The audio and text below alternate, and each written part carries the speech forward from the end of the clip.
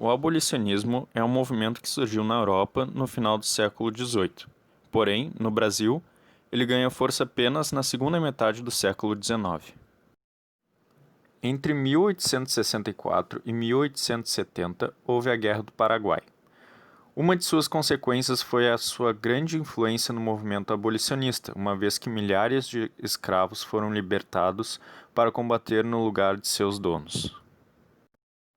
A Lei do Ventre Livre foi criada em 1871, a qual libertou as crianças nascidas de mães escravas. Ou seja, a partir dessa lei, as crianças eram separadas de suas mães, que continuavam a ser escravas, e eram abandonadas, já que o proprietário dos escravos não tinha a obrigação de sustentá-los.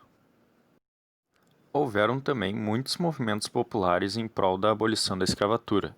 Entre eles se encontra a Conjuração Baiana ou Revolta dos Alfaiates, em 1798. Ocorreu na Bahia, era formado principalmente por negros e profissionais liberais que buscavam terminar com o domínio português e pôr fim ao trabalho escravo no país. Foi apenas a partir de 1850 que as leis que teoricamente reduziriam a escravidão no Brasil começaram a surgir. A Lei Eusébio de Queiroz pôs ao fim o tráfico de escravos em navios negreiros. Entretanto, o comércio de escravos dentro do país ganhou mais força, ou seja, não houve grandes mudanças. Apenas em 1888, a Lei Áurea foi aprovada pela Princesa Isabel e proibiu o trabalho escravo no Brasil. A Lei de Sexagenários de 1885 beneficiou os escravos com mais de 65 anos, idade que era quase impossível um escravo atingir naquela época. Acreditamos que o tema seja relevante devido ao recente movimento norte-americano, que teve uma grande repercussão por todo o mundo, Black Lives Matter. Obviamente, o tema seria relevante de qualquer maneira, pois infelizmente foi apenas após 101 anos de abolição que foi aprovada a lei que tornaria o racismo um crime.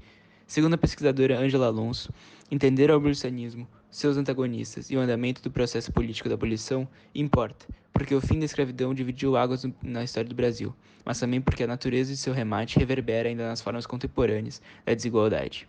Ou seja, pesquisar e entender o abolicionismo, seus partidos e o processo que foi trilhado para que a prática da escravidão fosse encerrada é uma forma de entender o porquê de nossa sociedade ser do jeito que é e o que devemos mudar.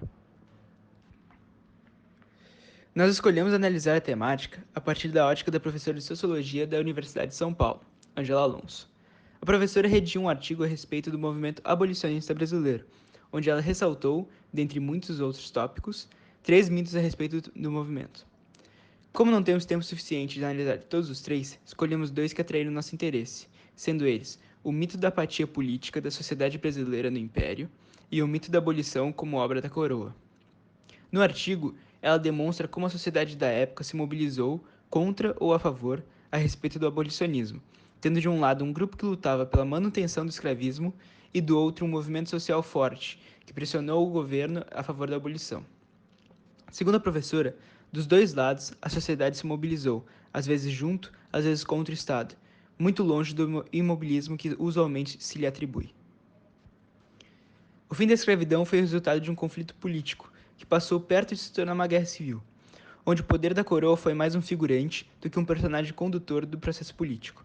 Logo, segundo o ponto de vista da professora, é incorreto afirmar que a abolição da escravidão teve sua iniciativa vinda dos governantes da época.